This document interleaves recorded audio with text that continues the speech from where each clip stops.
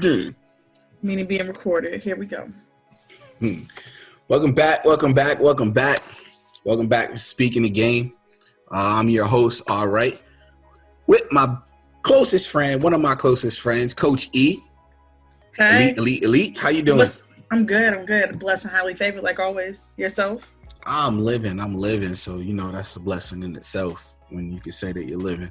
I'm excited about this one, Ralph. Yes, I am too. But before we get into it, I want to thank all our listeners, everybody who's tapped in today to hear what we got to say and get ready to embark on this journey. If this is your first time, welcome.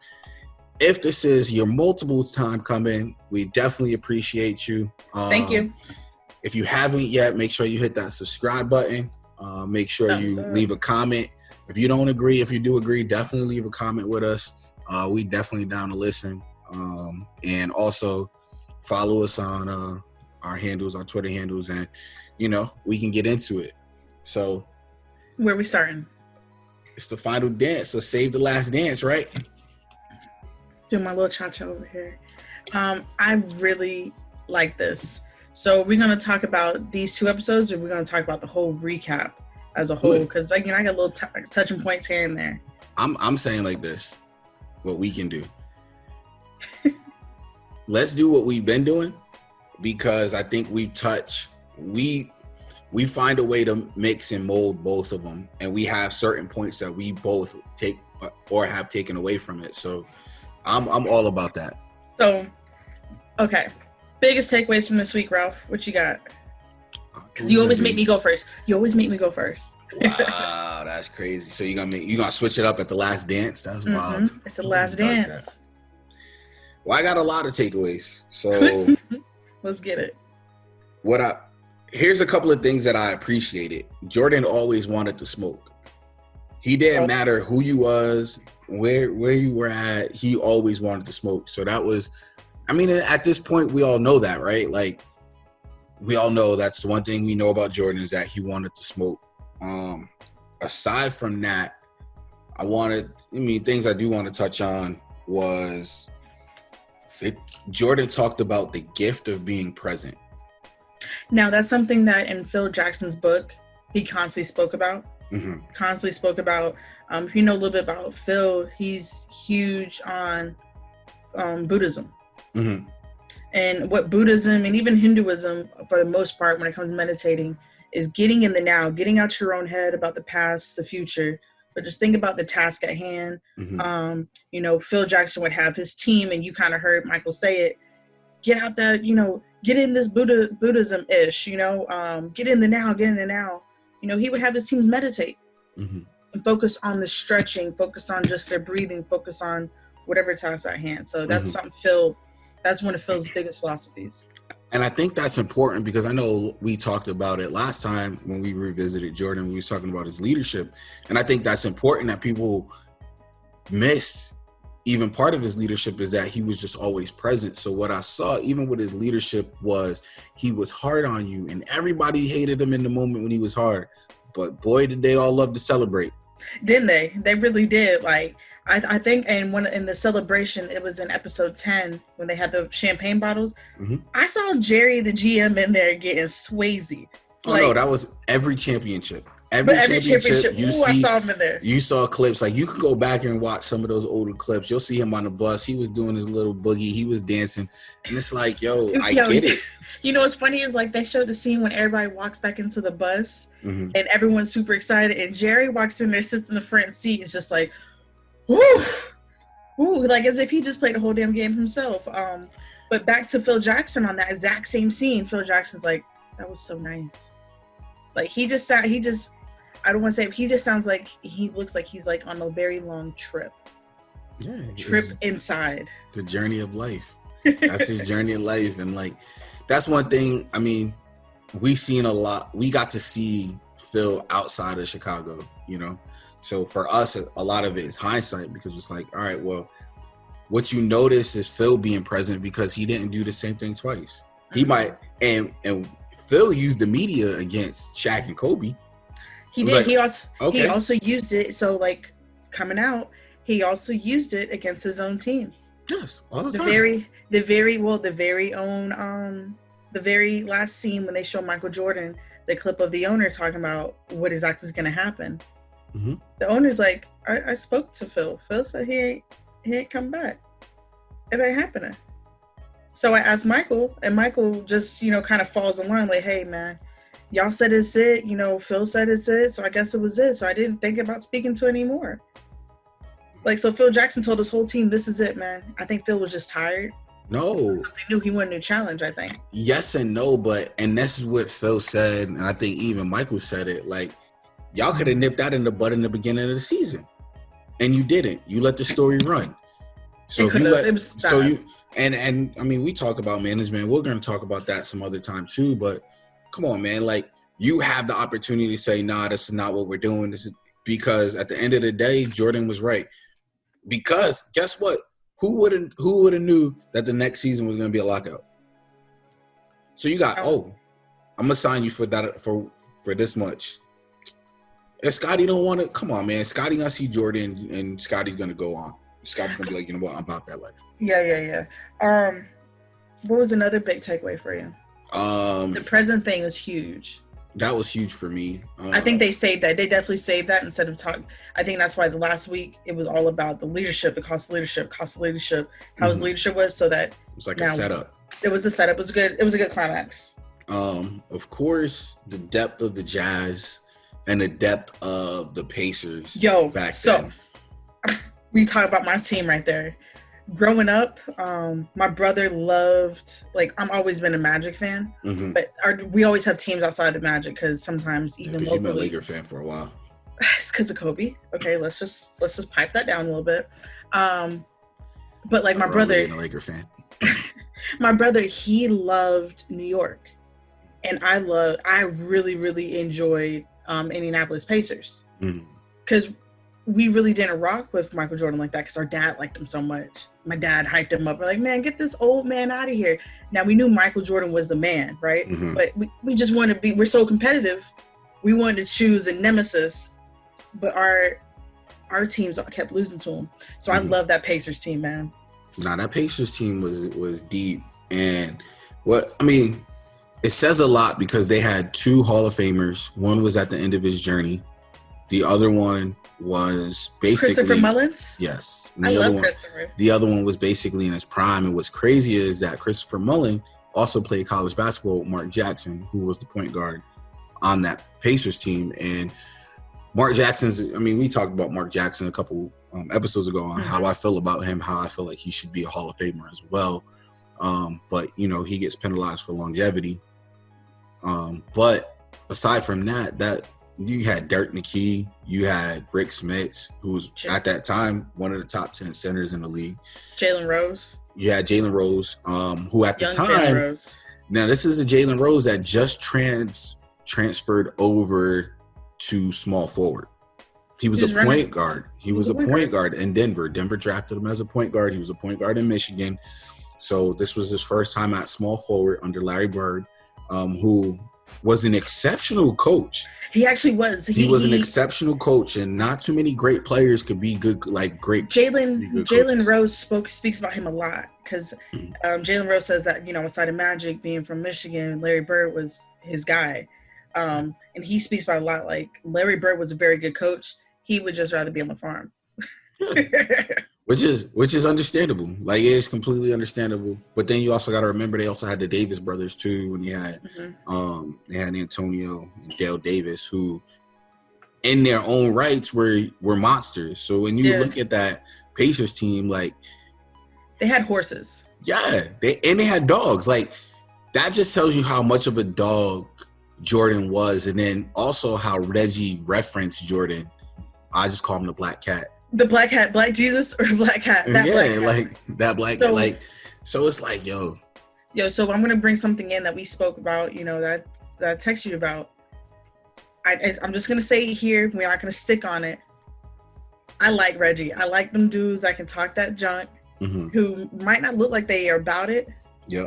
But Westbrook is now the new Reggie Miller. They talk a lot of noise. If you look at the stats, don't look too good, like statistically. Like, there was a tweet about there was a Twitter question, I would say almost a year ago. Mm-hmm. Who you choosing, Ray Allen or Reggie Miller? I chose Reggie Miller because Reggie Miller's like At the end of the game? not in the game. Choose, just choose. Ooh. I chose That's Reggie tough. Miller. Exactly. It was a tough question, right? That's tough. Because you're thinking about memory, you're thinking about the eye test. But when you look down at stats, like if I'm a coach looking at like, all right, this is what our depth chart is. This is who I have. This is the depth chart. Both you guys are good. Let me look at the stats. Ray Allen, like, eclipses.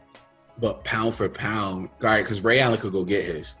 And Ray Allen benefited from playing with Some of the greats. Some really good point guards too. So and under good coach, and not take anything away from Indiana and the guards that Reggie Miller played with.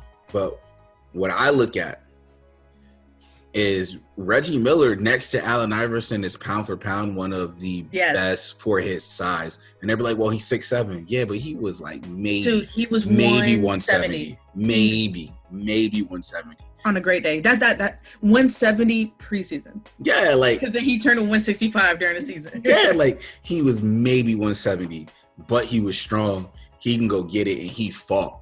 So it's not. And my whole thing is and I feel like he gets that rap because he wasn't the best player in his house because he had Cheryl, and Cheryl by far is one of the greatest basketball players to ever play, regardless of gender. Like, she's one of the greatest. So when you look at her and then you look at her younger brother and you look like, oh, well, maybe he's supposed that's tough shoes to fill. But the fact for both of them to end up as Hall of Famers tells you a lot about the competitiveness. Like, just imagine what it was like growing up with them too. Like, just being them two, and you're always constantly competing. Like, not just for attention, but to be the best. And you both play the same sport? Come on. So I would say this. I think this quote from this last 2 episodes sums up Reggie Miller perfectly. He said, my biggest regret in my career was only facing Michael and the Bulls in the Eastern Conference Finals once. So he regrets something, either whether it not be taking an extra shot, whether it not be being in the gym, take an extra shot, watch a game film a little bit more. He regrets that the most because he only played Michael and the Bulls once in Eastern Conference Finals. I mean, but a lot of that has to do with because they played the Bulls earlier. Yeah, but exactly. But he said that is my biggest regret because there was something else they could have done to either get to a seed higher, so they didn't face Michael Jordan and the Bulls in the semis. What's higher than number 2? Well, not just number 2. You face them in the semis. You face them in the conference finals, 1 and 2. Maybe they get to a seed higher to where the Bulls are number 1, they're number 2, and they have to fight all the way through to get to the conference finals. Nah, the only way 1 and 2 will ever meet is in the conference finals. Correct. They only did it once. Yeah, because he said that's my biggest regret. I only faced them once. Mm-hmm. That therefore, one season, he feels like he didn't do something. He didn't push his team hard enough during one season to where they couldn't move up one more ranking to get. That's what I liked. Here's my thing about the Indiana Pacers. Even with him saying that, was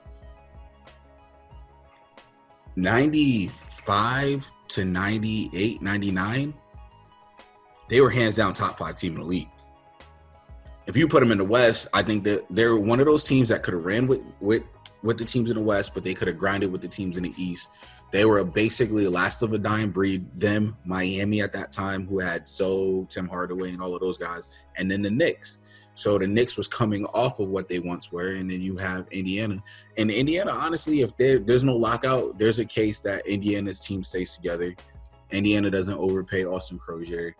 Indiana, does whatever they have to do to make it to the finals the next year. And because they choked against the Knicks. The Knicks was the number 8 seed, and I think they were the number 1. Yes. I gotta go back and run that because that's I'm almost positive that they could have got that the championship in that season. So what else did you get from the other thing I got from the doc was it's kind of sad and depressing how lonely Jordan seemed to be. Actually, he said that his entourage was his security team. He didn't have real friends. And I think that goes back to our conversation about the cost of leadership. Diana Taurasi, they have, some episodes, some show after the Last Dance, and Diana Taurasi spoke on that a little bit, saying there's a full cost to being a great leader and being a winner, and that's literally giving your entire life to the game. It's a different type of sacrifice. It's a different type of sacrifice. Now, with that being said, some people are sacrificing leaving their families because that's what they love. Michael Jordan, he seemed like he sacrificed everything just to win. Maybe he didn't want to be with his family. I don't know the man. Maybe that wasn't a huge sacrifice to him because maybe it didn't mean much to him. But he didn't have any friends.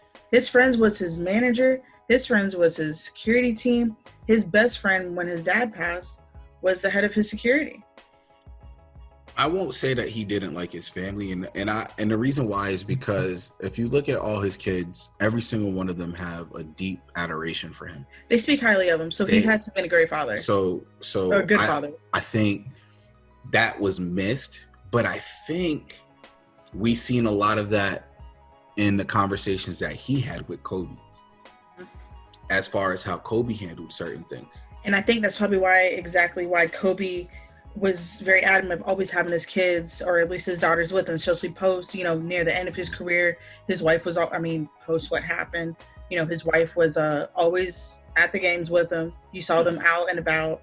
And maybe that is a conversation Michael probably told him, hey, this might be one of my biggest regrets outside of basketball. Yeah, maybe I would have did this differently or not. You know what I'm saying? But it's tough even for him, and we're looking at Michael basically retiring at the beginning stages of social media, at the beginning stages of just in time of everything that, that's wild. But Mike couldn't, when we talked about it, there wasn't many places that he could go where he could get some type of solace outside of, the golf course or, them late night private poker sessions when everybody's asleep. So, okay. So other thing, I have two more things that I got from it. Mm-hmm. I think I have to change up my top point guards of all times list. I have to put Magic as number 2, and I have to put Stockton number 1 for this reason, right? I had to think about it. I've been thinking about it since we did the list. And me as a short point guard, why did I not put John Stockton ahead of the 6'8", 6'9" point guard in Magic? But Stockton said, I looked at Michael Jordan as a regular player. How could you put him so high up and think you can compete? He's just a regular guy and I'm going to beat. And then when I go back to listen to how Magic talked about him, Black Jesus, he's the best player, Man, get that out of here. No, you're supposed to feel like you're the best player in the court. I don't care who you're going up against. Yeah, but Magic, I got to change those two. But Magic, all right, they're two different types of personalities. And because I get it, you're changing them based on the personality and how, yes, how Stockton was. Stockton has always been the underdog. So that, for me, when I was told I was going to be a point guard, because remember, I had this conversation with you. When I was told I was going to be a point guard and I started really looking at the point guard position, like I said, thank God for Inside Stuff. Inside Stuff had court vision, and I'm literally sitting there. I'm glued at watching how he moves and how he passes the ball and how he sets up his pass. And that's what made the pick and roll work. You can't do that pick and roll with any guard. Karl Malone isn't Karl Malone without John Stockton. Mm-hmm. As much as you want, Karl Malone was a bad man. Nah. He was a bad man. He was a bad man for many things. I'm not going to get there. For many things, he was a bad man. We're not doing that. We're definitely not doing that right now. Definitely not. I said I'm not getting into it, but he was a bad man. But listen, when you have a point guard, and you notice as a point guard, if you give the ball and that's as your point guard, you're supposed to come and say, hey, where do you like the ball? How do you like to catch it? Where do you like to catch it? Where do you like? And because this is what I feel is missing in today's game. Do you like catching high? Do you like catching low? Do you like catching right in your shot pocket? Where's your rhythm? Do you like on a bounce, for layups? How do you like it? How about post players? Do you want it at your hand, or do you want me to give it to you when you're about to go ahead and turn? How do you get your rhythm? And I feel like that's two things that, as a coach, as a trainer and as an observationist of the game. Nice word. Like, as all three of those, I feel like that's missing. I feel like trainers don't actually effectively know how to pass, which is why they don't teach the post pass, which is why the post is dead to one. Because if you actually know how to make that pass and you teach a post how to accurately catch the pass, now they can answer that question. All trainers teach is separation footwork, which is why you see a lot of post players face up. Yep. They do a reverse pivot and face up. Now, understanding you can create space with your body first with the little jab, but you know what? That's a different conversation for a different day. But you just annoyed the hell out of me with that, man. Like, it's so true. And that's frustrating because it's like, yo, you're gonna mess up a kid's potential future because you can't teach it, you don't want to teach it, but when you are teaching these things to them, you're giving them crap passes. You don't effectively pass the ball. So, like, as a point guard, like I said, as a point guard, as a coach, as a trainer, those are one things that's my pet peeve is giving bad passes. But find out with your young guys. When you have a young guy or you have a young girl, find out where they like the ball to help them with their rhythm and teach them how to do rhythm shooting, and then teach them off balance. But you want to teach them off balance and then, this player can't shoot. You want to know why? Because they're used to getting these soft passes in practice, in training, and expecting to just put the shot up. They're not really working on their speed. The speed of the game is up here. But I agree with that and tying that back into John Stockton. I need to see that John Stockton, just 1 hour, 20-minute documentary. We need it because definitely he was a bad man. To think that he was 6'1". This is before the true height. So let's say I'm gonna say 5'10", 5'11". He weighed all of 155 pounds. He wore the short shorts with the high socks. He wasn't that big, but he led the league in assists and steals. How many times? I think he still holds the record for the most steals in a game. I'm not sure about that. Something. He doesn't hold the most assists in a game because that belongs to Orlando Magic. Scott Skiles. But I believe he does hold the record for most assists in a season. I think he averaged like 14 assists a game. Yeah, I think insane when you think about it. So that was another takeaway. The second takeaway from this, Michael Jordan did not eat no poisoned pizza. That sounds like there's too many details in that story. Too many details. Rule 1, the less details means it was true. The more details, what you trying to hide? It wasn't a flu game. I still think he was hungover. I don't care what they say. That's perception. I still think he was hungover. I'm gonna be honest. I've had food poisoning before. From a pizza? I've had it from an established chain breakfast sandwich. Okay, I can see breakfast sandwich. So pizza.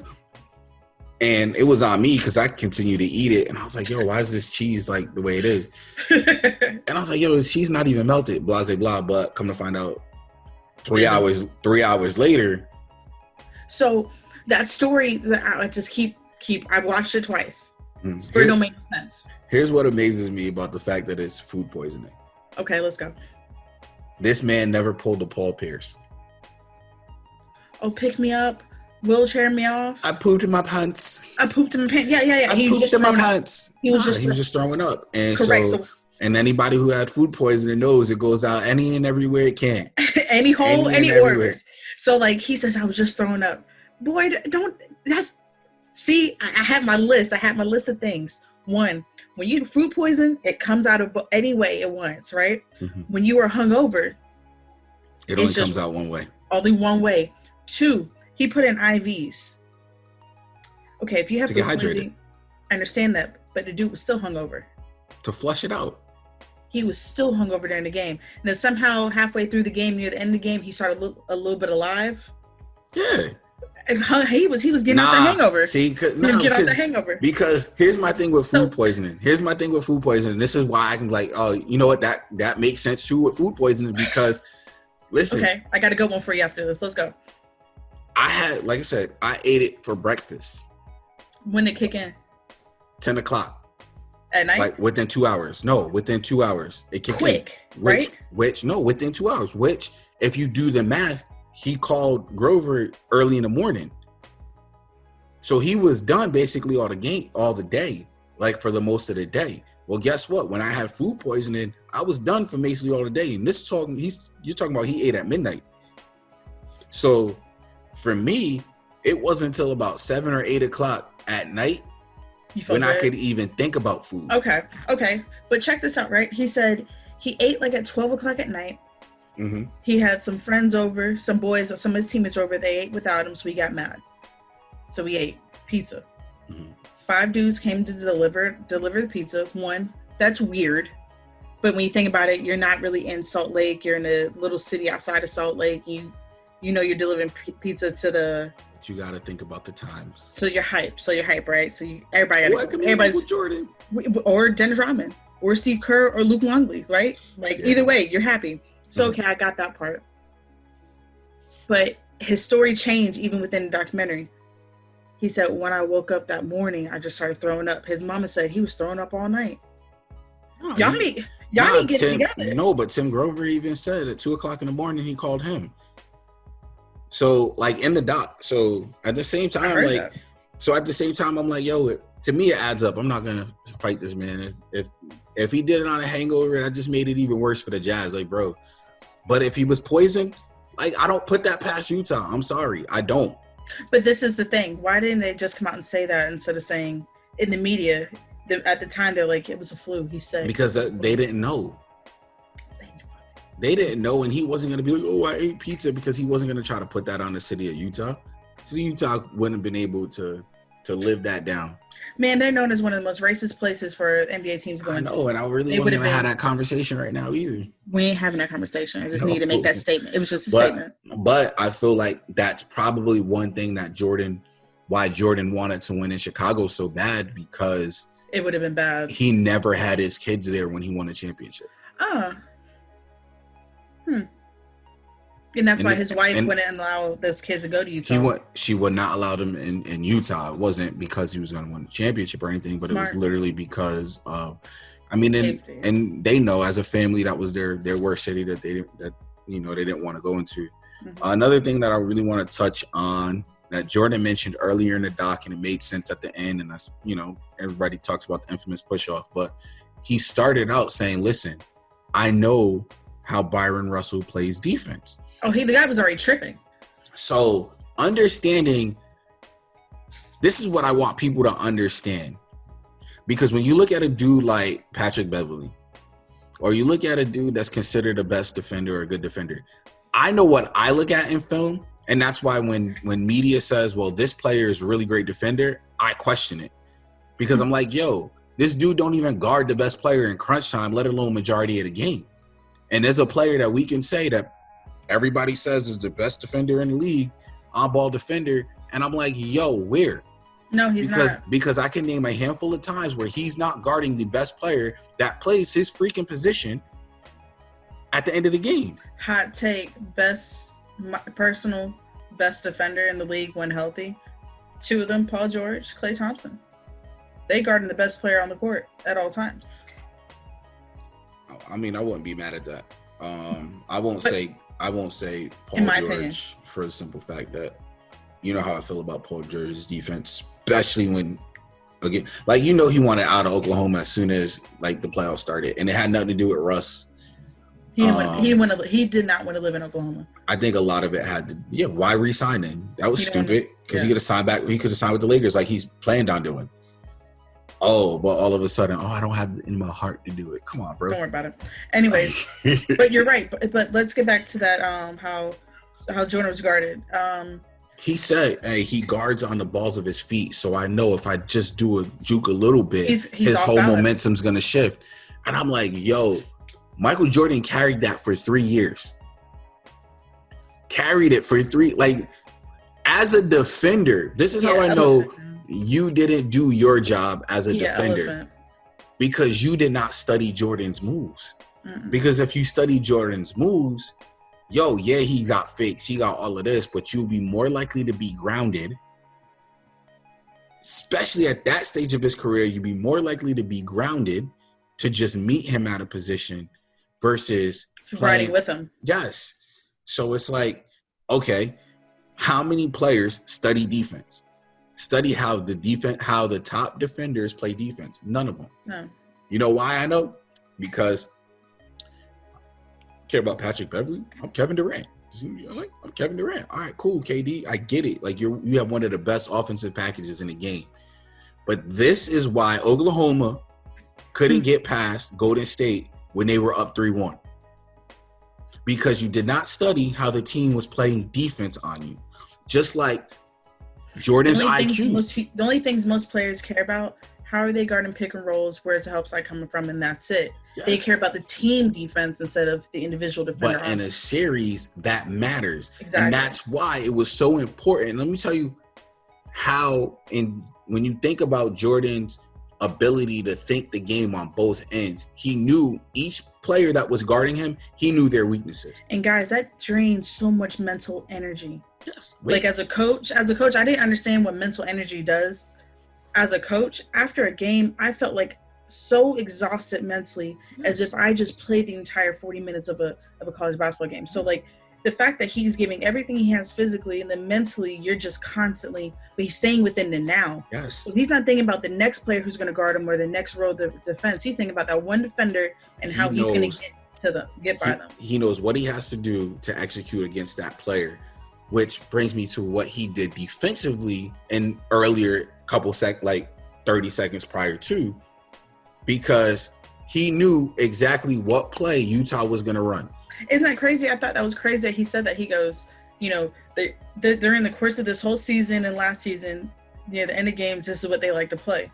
There wasn't a timeout really situation for them to discuss this. This was, I know what's going on. If you watch the play, Michael's talking.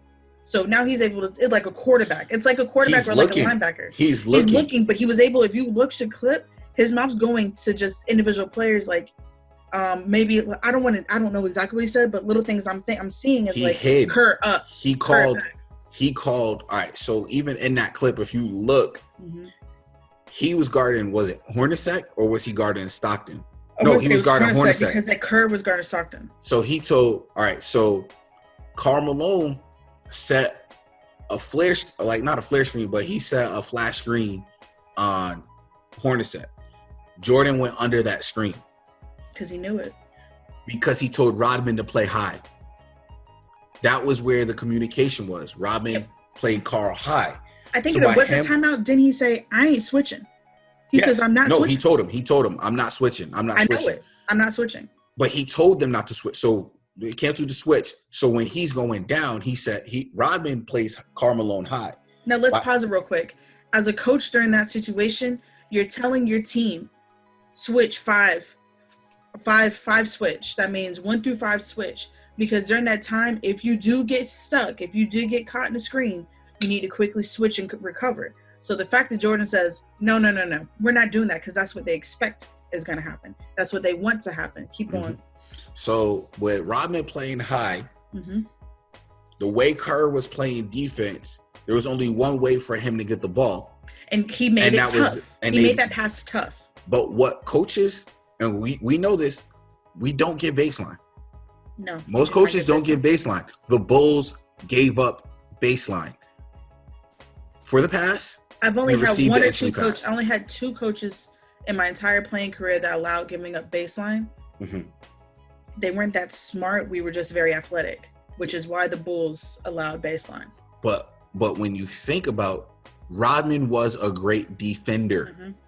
So Rodman could go from playing you up here to be behind you by the time you get the ball, so you don't have to move, and that's what he did.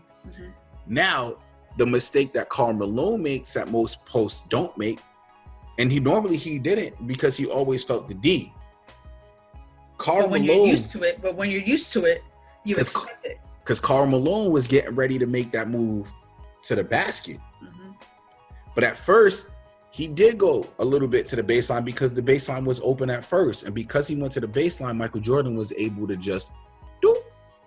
Because Karl Malone was getting ready to get into his move. If you think about those sequences, Karl Malone if Michael Jordan doesn't steal the ball, Jazz win the game because Karl Malone was gonna make that shot over Rodman. He was too big. Yeah, he was gonna make Man, that shot over looking back Rodman. at those clips, man, dude looked like a freaking defensive end. It was him and LeBron, same size. Okay, I think I have one more takeaway. Did you mention Kerr? We did talk about Curry a little bit. We didn't really dive too deep into it, but And then, I guess I really didn't talk about Curry. We did it pre-recording. Mhm. I wish that they covered Kerr's story because it is such a good story. You know, it shows what type of person he is mentally Mhm. and how strong his family was. Period. Right. Why he has that dog in him. Right, he has a dog in him, right? Like, if you just look at Curry, he's just a short little white guy. But when you look into him, he was actually born in the Middle East. Mm-hmm. His dad he was born in the Middle East, but raised in California. I would love to see Kerr, 45-minute hour special on Steve Kerr. that would be really cool. I wish it would have gone into Kerr's story a little bit more because I feel like Arizona. Yeah, I feel like they would have. I feel like if they would have moved the Dennis Rodman part to episode 9, I think it would have made a bigger impact for when he left for the during the playoffs, during the championship to go wrestle. But I think that's why they put that in earlier. Because it would probably have taken away from everything. Because if you notice, they didn't go back. Like, they didn't go to 95. Mm-hmm. They didn't even go to the year prior. They stayed in that year. Mm-hmm. You know what I'm saying? Like, they stayed present, which makes sense when you think about what Jordan's, like what Phil said, he had a gift of being present. So when you look at that and how they were present, it makes sense that they stayed in there, but they mentioned it earlier because it was setting up for the story of Rodman going to WCW. What also spawned from that was not just Rodman going to WCW, but that summer Rodman and Karl Malone wrestled on WCW. I didn't want to talk about Karl Malone. I understand, but I'm just saying, like, that played from the finals. I'm glad that they didn't go into it too much. But I want to say shout out to Dickie Simpkins. I remember when he was at Providence College, I got a chance to meet him when I was a kid, right before he got drafted by the Bulls. So he was a good dude, getting drafted by the first round. I want to give a shout out to the director of The Last Dance. You know, Jason here. I don't know how to say his last name. Director Jason, thank you so much. Yes, you guys did a great job. I wish we can get 10 more episodes, honestly. Like, y'all can keep doing this, but I know it takes a lot. Just thank you. Like, this was so good. I feel like, you know, a lot of us need it, and I'm pretty sure this is probably going to bring up, you know, a GOAT discussion from you and me and from so many other people, like it already has. I think this definitely makes that division clear. I think now the discussion has to be who's number 2, 3, 4, 5. Here's my thing. I don't really care. I don't care either, but like that's what discussion is going to be. And this is where the things that piss me off sometimes about media, and you know what pisses me off, is like the comparison game. Like, who cares? Who cares? Like, who cares? Like, at this point, who cares? Yo, if you like LeBron to be first, all right, cool. He's your GOAT. Like, I don't care. We need to start doing it in 10 year. I think having the best in your this decades. Your best in this decade is gonna be the best. And that's what it is, because best in honestly, your draft class, from like 80 from 84 to 2002, pretty much. Michael Jordan was the best player in the league. Even if he was on the Wizards. And I watched somebody said this, and they said, I don't think LeBron's peers will ever talk about him the way that Michael Jordan's peers talked about Jordan. Because Jordan's peers, yes, they competed, but they were equally afraid of him. I think they're going to talk about LeBron very differently. I think when that discussion comes up, it's going to come up I think more of LeBron's off the court things are going to come up more. Like, what did he do for, you know, the future? But what did he do for the community? Because I think that type of stuff's going to come up. But I think, like I said, it pisses me off that everybody does a comparison game. Like, yo, who cares? Like, we were like somebody. I think it was somebody posted something about Magic Johnson's first when he played the 5. When his he rookie won. year. Yeah, when he won Finals MVP as a rookie, and then of course, naturally somebody brings up LeBron, and I'm like, yo, fam, this post had nothing to do with LeBron. But y'all had nothing to do with MJ, but y'all bringing both of them up. Like, fam, celebrate Magic.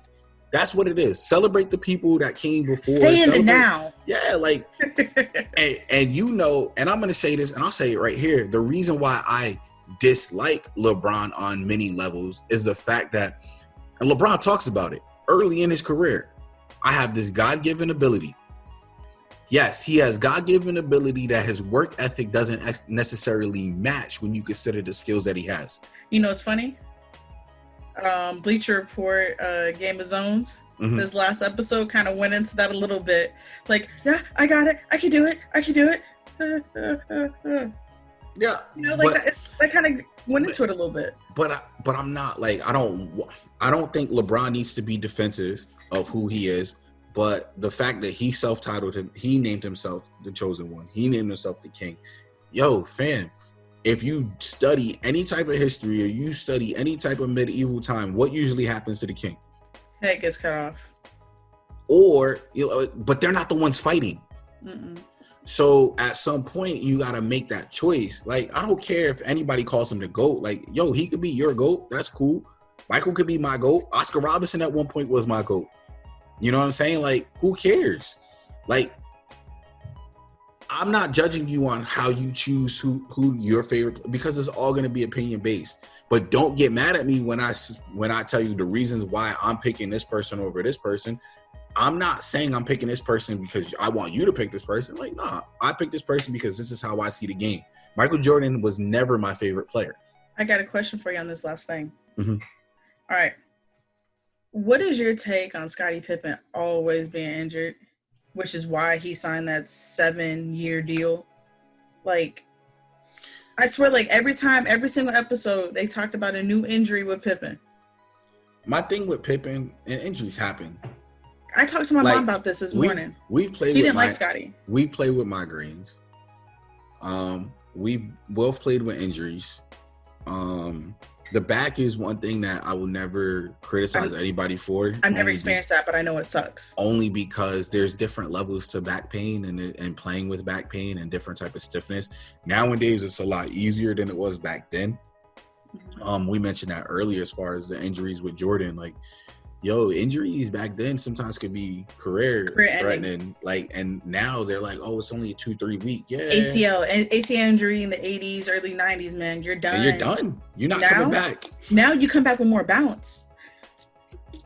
Zach LaVine, you got several players that's come back from, like, because, I mean, speaking of ACL, because we talked about, you posted a clip of him the other day, Baron Davis, and I was like, yo, he do have multiple ACL tears. Mm-hmm. If he doesn't, he would be considered one of the best point guards of all time. It would have been.